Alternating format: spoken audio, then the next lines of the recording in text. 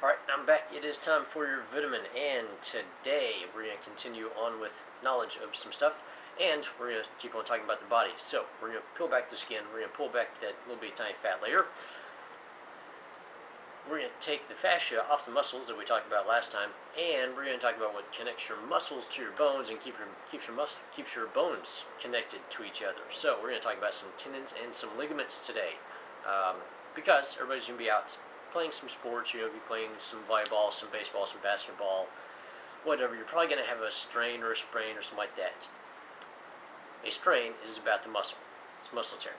A sprain, however, is about a tendon or a ligament. Mostly this can be more about a ligament. But we're going to start with tendons right quick because tendons are what keep your bones attached to your muscles, or your muscles attached to your bones. And quite literally, they grow out of your muscles and into your bone. Literally, they grow into your bone. They become a part of your bone. Okay. So usually, whenever you have a strain or something like that, you have a tear of muscle because it's really, really, really tough to tear a tendon. Incredibly tough to tear a tendon because if you've ever eaten like a chicken leg or a turkey leg, we'll go with turkey legs because it's easier to explain it with that. Those white things in that turkey leg that you just cannot chew on, that's attached to the muscles, that is a tendon. Think about how tough those are. It's incredibly tough just to even try to cut through those things, let alone gnaw through them, okay? So with that, to tear all those takes a lot of force to do. That's why usually you'll have a torn muscle. If you get a torn tendon, that means you really, really, really put a lot of force against that thing, and it's just snapped, which means it's already had a lot of micro tears in it, which means you need to quit doing all that passive stretching before you exercise. You just need to warm up. So with that, little tip for you, warm up before you do an exercise. Find something relative to that exercise. Get your body ready for that thing, but don't do the passive stretching beforehand, because whenever you passively stretch and you hold that stretch position, you're telling your muscle, I want you to relax, I want you to go to sleep, chill out, do nothing for a little bit. And then you expect to go play something active. So with that, do some active stretching, do some warming up, do something that relates to what you're about to do to get your body ready for it neurologically and physically and everything else. And this way also your tendons know what kind of forces they're going to be up against. Your muscles know what kind of forces you're going to be up against. They can get ready for that and get primed for it. Then afterwards, then do all your passive stretching, get everything to relax and chill for you. Alright? So that will help out with that.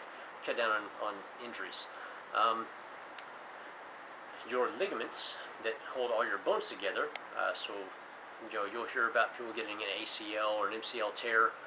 That is a ligament. It sits actually in between the bones and basically keeps your bones together or in a certain proximity during all movements. Think of them as like guardrails on the highway, okay? They're not really there to, they're basically there just in case, right? You don't want to have a truck going down the highway and resting up on the rails, okay? You want to stay off the rails as much as you can, rely on the muscles and tendons to do their things. The only time that the ligaments really get into play is when we get to very end range of motion, when there's nothing else that's supporting, and that's normally whenever things get torn, is whenever you're at the very end range. A lot of stress and force goes against it because those little things are actually tougher than your tendons are. Incredibly tough. They're like pieces of plastic. There's very little flexibility. They don't move. They just keep everything held together, and tied together. So with that, they do take a long, long time to recover and recuperate because there's not a whole lot of blood flow that goes to them. So if you do get a muscle sprain, or if you get a muscle strain, or if you get a slight sprain of tendon or ligament tissue, do a lot of massage, do a lot of ice, do a lot of heat, get as many things going to get some blood flow to those areas as possible. And hydrate, hydrate, hydrate. Get your water, get your Himalayan sea salt, pour it in there. That will help out too, because the minerals do help out with that. So with that, that's your vitamin. Take care of your ligaments and your tendons.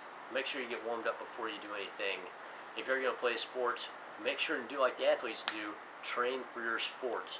So if you're going to do some baseball, basketball, volleyball, whatever it is, you better be training for that sport if you expect to go out and have fun and play it and not get majorly injured.